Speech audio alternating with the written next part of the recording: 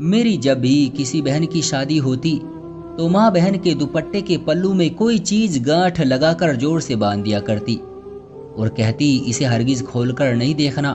शादी की 3 रातों तक इस दुपट्टे को पति के पांव पर लपेटने की कोशिश करना, अगर ना किया तो तुम विधवा हो सकती हो। यूं मेरी बहनें हमेशा माँ की बात माना करती और जब माँ ने मेरी शादी की तो मैंने ये सब मजाक समझा और विदाई से 5 मिनट पहले ही उस गांठ को खोला तो मेरी चीखें निकल गई, क्योंकि उसमें तो मेरा नाम आरती है। हम 5 बहनें हैं और मैं सबसे छोटी हूँ। हमारा कोई भाई नहीं है। मेरे बाबा अक्सर ही घर से बाहर रहते। जब भी घर आते तो माँ की उनके साथ लड़ाई होती, जिसके कारण वो घर आना पसंद ना करते। ऐसा क्यों होता था यह हम में से किसी को नहीं पता था और ना कभी किसी ने पूछने की हिम्मत की। मेरी माँ एक कमरे में बंद रहती और हर वक्त वहीं रहती, सिर्फ खाना खाने ही बाहर निकलती। सारा दिन सारी रात वो अंदर न जाने क्या करती थी और मैं हैरत में रहती कि कैसे कोई सारा दिन एक जगह बंद रह सकता है। मैं कई बार उस कमरे की तरफ गई कि देखूं तो सही वो अंदर क्या करती है। ऐसा कौन सा काम है जो उन्हें इस कदर बिजी रखता है कि वो बाहर नहीं निकलती। यही सोच मुझे उनके कमरे में जाने पर मजबूर करती थी और हमेशा मैं हैरान रह जाती कि मेरे वहां पहुंचने से पहले ही माँ बाहर आ जाती। आज मैं फिर से वहां जाने का इरादा कर रही थी, लेकिन मैं सोच रही थी कि अंदर कैसे जाऊं जिससे माँ को खबर ना हो। आखिर कैसे वो जान लेती है कि उनकी तरफ कोई आ रहा है। मैं काफी देर से कमरे में थी। जब मुझसे मिलने बड़ी बहन कमरे में आई, मैं उसे देखते ही बेड पर बैठ गई, क्योंकि अगर टहलती रहती तो वो मुझे देखकर परेशान हो जाती। वो सामने रुक गई और मुझे गौर से देखने लगी। मैं उसके यूं देखने पर हैरान हुई। आरती, क्या तुमने भी माँ की तरह कमरे में बंद रहना शुरू कर दिया है या तुम्हें अकेला रहने की आदत होने लगी है? वो मेरे सामने खड़ी पूछ रही थी। मैंने उसे देखा तो उसकी आंखें वीरान थी। मैं उठकर उसके पास खड़ी हो गई। नहीं रीतू, मैं भला क्यों खुद को कमरे में कैद करूंगी? आप सबके होते हुए मुझे क्या जरूरत है तन्हाई में वक्त काटने की? वो तो बस मेरे सर में दर्द था इसलिए यहाँ थी और मैं तो ऐसे ही कुछ सोच रही थी। तुम बताओ, कुछ काम था क्या? मैंने प्यार से बताते हुए आखिर में बात बदल डाली। मैं जानती थी ये मेरी बहन है। मुझ समेत ये भी माँ और बाबा के झगड़े से परेशान रहती थी और इससे ज्यादा तकलीफ हमें माँ के यूं अकेले कमरे में बंद रहने पर होती थी। वह हमसे कुछ भी ना कहती, हर वक्त गुमसुम सी रहती। फिर चाहे हम उनके सामने ही हों, वो ऐसे होती जैसे तनहा बैठी हो, कुछ बात ना करती, खामोशी से बैठी रहती और इसी तरह खामोशी से कमरे में चली जाती। आरती, तुम ऐसे कमरे में बंद मत रहा करो। मुझे फिक्र होती है कि कहीं तुम्हें भी माँ की तरह तनहा रहने की आदत ना हो जाए। वो मुझे गले लगाते हुए बोली। अच्छा ठीक है, चलो बाहर चलते हैं। मैं उसे लेकर कमरे से निकल आई। किचन में मेरी 3 बहनें खाने की तैयारी कर रही थी और बाकी एक भी वहीं बैठी थी। मैं भी रीतू को लेकर वहीं बैठ गई और उनसे बातें करने लगी। अभी कुछ देर हुई थी जब दरवाजे पर किसी की आहट हुई। इससे पहले कोई और दरवाजे की तरफ जाता तो मैंने हाथ से इशारा किया कि मैं देखती हूँ। दरवाजे पर खड़े होते ही मैंने हमेशा की तरह पहले पूछना सही समझा, कौन है बाहर? मैं दरवाजे के पास ही खड़ी पूछ रही थी। मैं हूँ, दरवाजा खोलो बेटी। बाबा की आवाज पर मैंने तुरंत दरवाजा खोला। मुझे हमेशा उनके आने पर खुशी होती, मुझे उनसे मोहब्बत थी। अभी भी मैं खुश हो रही थी कि वो आए हैं। मैं मुस्कुराते हुए उनके सीने से लगी तो उन्होंने प्यार से सर पर हाथ फेरा। बाबा हमसे बहुत मोहब्बत करते थे, हमारी हर चीज का ख्याल रखते, मगर फिर भी माँ उनसे खुश ना होती और ऐसा क्यों होता ये हमें नहीं पता था। तुम्हारी बाकी बहनें कहाँ हैं? उन्होंने अंदर आते ही पूछा। अंदर ही है, खाना बना रही है। मेरे बताने पर वो मुस्कुराए। उन सब से भी वो वैसे ही मिले जैसे मुझसे मिले थे। हम सब बहनें उनके पास थी, लेकिन तभी माँ वहां आ गई और फिर उन्होंने हमेशा की तरह बाबा को जाने का कहा, जिस पर थोड़ी देर तक वो बहस करते रहे। फिर माँ के आगे हार मानते हुए एक बार फिर हम सबके सर पर प्यार से हाथ रखते हुए चले गए। दोबारा ये व्यक्ति यहाँ आए भी तो दरवाजा मत खोलना, माँ ने गुस्से से कहा। मगर क्यों? माँ, वो हमारे बाबा है, हम सबसे मिल सकते हैं। उनको किसी की इजाज़त की ज़रूरत नहीं है हमसे मिलने के लिए। मुझे उनकी बात पसंद ना आई तो जल्दी से पूछ बैठी, जिस पर वो गुस्से से मुझे घूरने लगी। छोटी हो तुम अभी आरती, नहीं समझ सकोगी, इसलिए दूर रहो इन सब मामलात से। रितु खाना बन जाए तो मुझे बता देना। इतना कहकर और फिर वो कमरे में वापस चली गई। दीदी माँ ऐसा क्यों करती है? आप तो बड़ी हैं, आप ही बता दें। इस बारे में मैंने सवाल बड़ी बहन से किया, जिस पर वो रुख मोड़कर काम करने लगी। जब काफी देर तक उन्होंने जवाब ना दिया तो मैं वापस कमरे में आ गई। अब मुझे पता लगवाना था कि वो ऐसी क्यों है। दिमाग तेजी से चल रहा था, मगर कुछ भी समझ नहीं आ रहा था। मैं कमरे से निकलती बहुत एहतियात से कदम रखती माँ के कमरे की तरफ जा रही थी। कदम इतने आहिस्ता रखती कि मुझे खुद भी उनकी आवाज नहीं आ रही थी, मगर फिर भी माँ कमरे से निकल आई और मुझे गुस्से से घूरने लगी। तुम सुधरोगी नहीं आरती, इसलिए किसी दिन नुकसान उठाओगी। मुझ पर बरसती वो अपना गुस्सा उतारने लगी और वापस चली गई। मुझे शिद्दत से रोना आ रहा था। मैं वहां से चली आई। उसी तरह दिन गुजर रहे थे। माँ का वही रवैया रहा, मगर उस दिन के बाद बाबा ना आए। फिर एक दिन अचानक ही बाबा आए और आते ही हम सब से कहने लगे, तुम में से किसी को मेरे साथ चलना है तो बताओ, मैं आज के बाद यहाँ नहीं आऊँगा। वो गुस्से से बोले तो हम सब एक दूसरे को देखने लगी। इससे पहले हम कुछ कहते माँ ने मना कर दिया और उन्हें हमसे ऐसी उम्मीद रखने से बाज रहने का कहा। एक बात याद रखना तुम सब, कभी अगर तुम्हारी माँ तुम्हें कुछ ऐसा करने को कहे जो अजीब हो, जो तुम्हें अजीब लगे, जिस पर दिल ना माने, तो काम हरगिज न करना, वरना नुकसान उठाओगी। ऊपर वाले पर यकीन रखकर चलना। मेरी प्यारी बेटियों, कभी अपनी माँ पर विश्वास न करना। वो हमें समझाते हुए चले गए। मेरी सोच तो उनकी आखिरी बात पर अटक गई। माँ पर यकीन न करने का क्यों कहा उन्होंने? मुझे क्या पता था कि वो हकीकत जानते थे और सही कह रहे थे। उन पर यकीन करने से हमारा नुकसान ही हुआ, मगर ये बात उस वक्त अक्ल के पर्दों से हजारों मील दूर थी। वो तो चले गए थे, मगर मुझे एक नई सोच दे गए थे, जिसे मैं अक्सर सोचती रहती कि उन्होंने ऐसा क्यों कहा। दिन हफ्तों में और हफ्ते महीनों में गुजरते चले गए। बड़ी बहन के लिए रिश्ता आ गया तो माँ ने हाँ कर दी। वो बहुत अच्छे लोग मालूम होते थे। शादी के दिन करीब पहुंचे, तैयारी सारी माँ ने खुद ही की थी और शायद बाबा को खबर ना होने दी, क्योंकि वो ना आए। बारात वाले दिन विदाई से कुछ वक्त पहले माँ कमरे में आई। उनके हाथ में कुछ था जिसे वो दुपट्टे की ओट में छुपा रही थी। ये 3 रातों तक ना खोलना और हर रात पति के पैरों से बांधना, वरना तुम विधवा हो जाओगी। और माँ की बात सुनकर मैं उन्हें देखती रह गई। भला ये कैसे मुमकिन था कि एक छोटी सी चीज किसी को मरने से रोक सके? ये कैसे हो सकता है? माँ, मैं नहीं मानती, और वैसे भी जिंदगी और मौत तो भगवान के हाथ में है। दीदी खोल दो इसे, ये गलत है। मैं आगे होते हुए बोली, मगर माँ ने मेरा हाथ पकड़कर मुझे रोक दिया। मैंने कहा था आरती, तुम अभी छोटी हो, इन सब मामलात से दूर रहो, मगर तुम बहुत जिद्दी हो और इसी जिद की वजह से तुम किसी दिन नुकसान उठाओगी। वो कहर बरसाती नजरों से मुझे देखती हुई बोली तो मैं डर गई और पीछे वापस उसी जगह खड़ी हो गई जहां पहले खड़ी थी। माँ चली गई। कुछ देर तो मैं वैसे ही खड़ी रही, मगर फिर दीदी से बोली, खोल दे इसे, ये सब झूठ है, यकीन मत करें। आपको याद नहीं बाबा ने क्या कहा था? उनकी किसी बेफजूल बात पर यकीन मत करना। आप उनकी बात ही मान लें। दीदी, क्या आपका दिल मानता है इस बात पर जो माँ ने कही? दीदी जवाब तो दो। मैं कहती रही, मगर वो ना मानी। उनकी विदाई के बाद माँ फिर से कमरे में बंद हो गई। ऐसे ही दीदी ने माँ की बात पर अमल किया।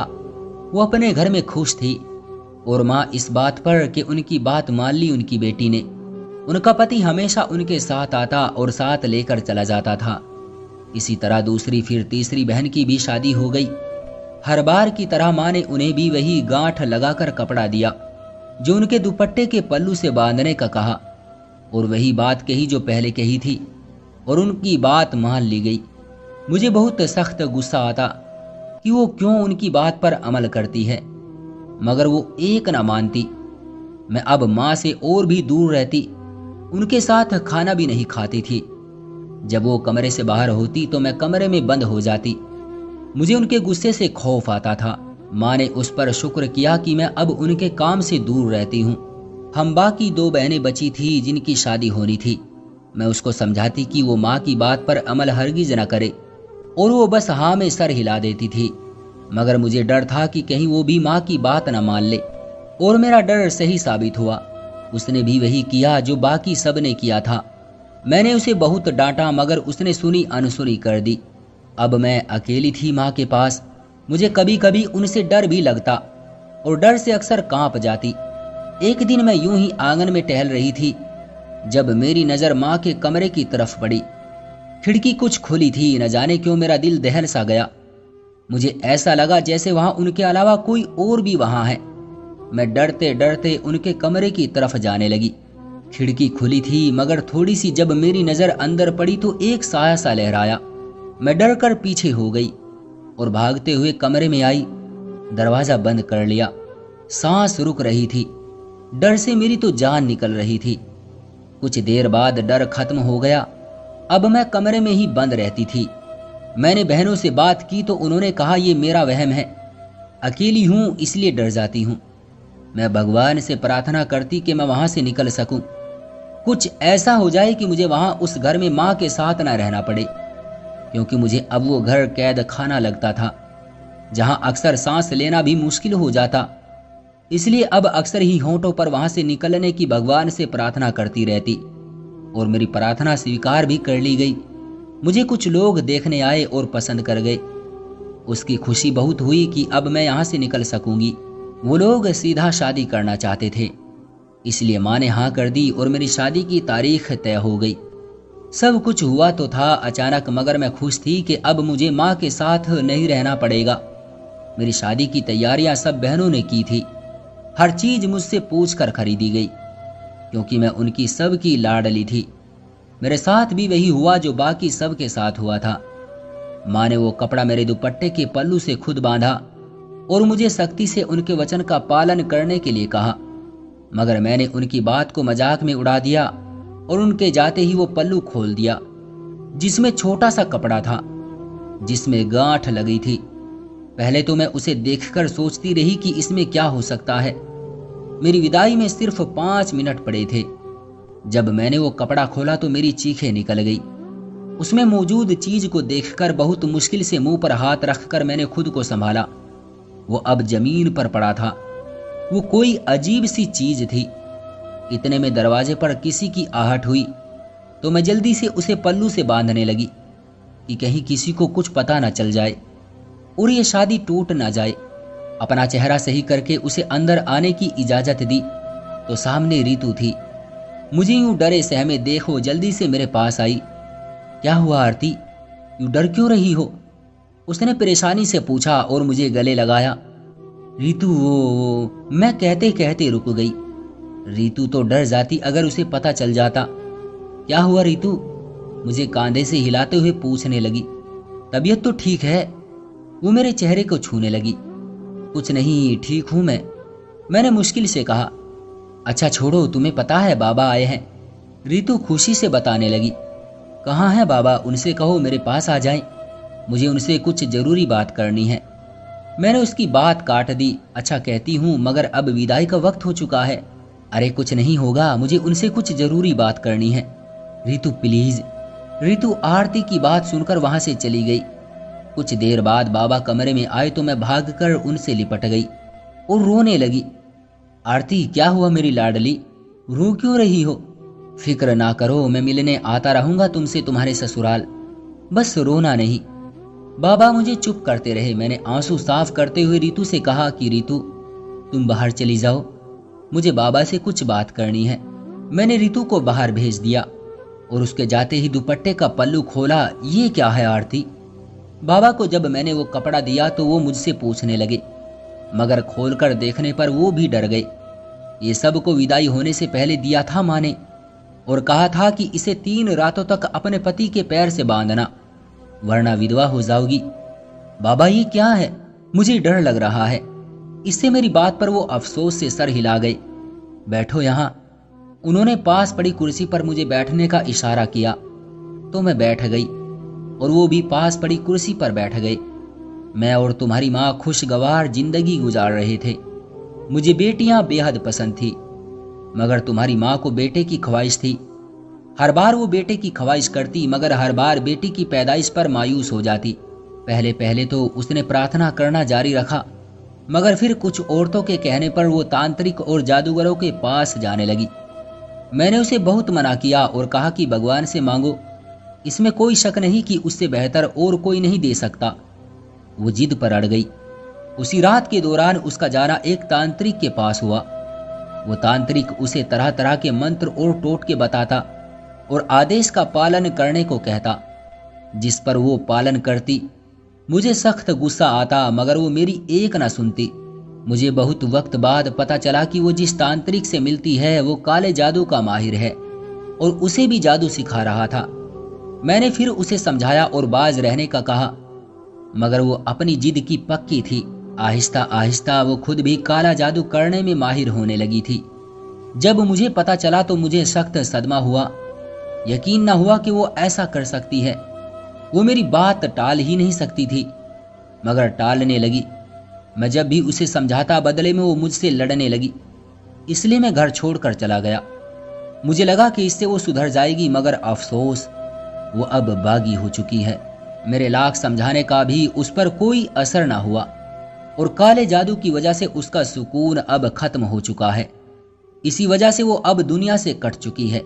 इसलिए कमरे में बंद रहती है और गुस्सा करती है। तुम ये फेंक दो और इस पर अमल ना करना। बेटा, मुश्किल का हल भगवान के सिवा किसी के पास नहीं। चलो, विदाई का वक्त हो रहा है, उन्होंने कहा और मुझे लेकर बाहर आए। मैंने वो कपड़ा वही कूड़ेदान में फेंक दिया। वो कुछ अजीब सा था, जिस पर धागे लिपटे थे और खून लगा था, जैसे कोई अजीब सा गुड्डा हो। विदाई के बाद मैं जब ससुराल गई तो सब ने प्यार से मेरा स्वागत किया। मैं अपने ससुराल में खुश थी। माँ मुझसे बार बार पूछ रही थी कि मेरे वचन का पालन कर रही हो या नहीं, और मैं हर बार बात बदल देती। शादी को 1 हफ्ता हो चुका था। मेरे पति मेरे साथ खुश थे और भगवान की कृपा से सही सलामत है। मैं घर आई तो माँ ने मुझ पर गुस्सा किया।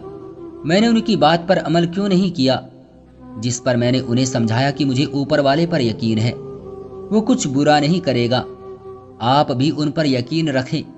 मेरी बात वो नहीं समझी, मगर मुझे उम्मीद थी कि वो एक दिन समझ जाएगी।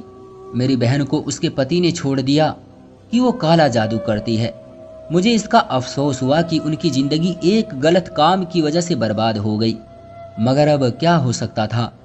मैंने बाकी सब बहनों को समझाया तो खैर शुक्र है राम जी का, वो मेरी बात समझ गई और इस तरह बाकी बहनों ने ईश्वर से अपने किए पर पछतावा जाहिर किया और रो रो कर माफी मांगी कि वो अब ऐसा नहीं करेगी। बेशक परमात्मा माफ करने वाला है। माँ भी अब कुछ समझ चुकी थी, इसलिए बाबा को मैंने घर वापस आने पर राजी कर लिया और वो वापस घर आ गए थे। बड़ी बहन उदास रहती, बाकी सब अपने घर खुश ना सही मगर सुकून से थी। मैं बहुत खुश थी कि मैं ऊपर वाले पर यकीन रखती हूँ और उसी से प्रार्थना करके अपनी खुशी और सुकून मांगती हूँ। काला जादू एक ऐसा पाप है जो इंसान का सुकून छीन लेता है। माँ का सुकून भी छिन गया था, मगर जब उन्होंने माफ़ी मांगी तो उन्हें सुकून मिलने लगा था। तो दोस्तों, ये थी हमारी आज की कहानी। आपका क्या कहना है इस कहानी के बारे में? कमेंट करके हमें ज़रूर बताएं। वीडियो को लाइक करके चैनल को सब्सक्राइब कर लीजिए और साथ में घंटी को दबाकर ऑल पर सेट कर लीजिए ताकि आने वाली वीडियो आपको तुरंत मिले। मैं मिलता हूँ आपसे अगली वीडियो में, तब तक के लिए धन्यवाद।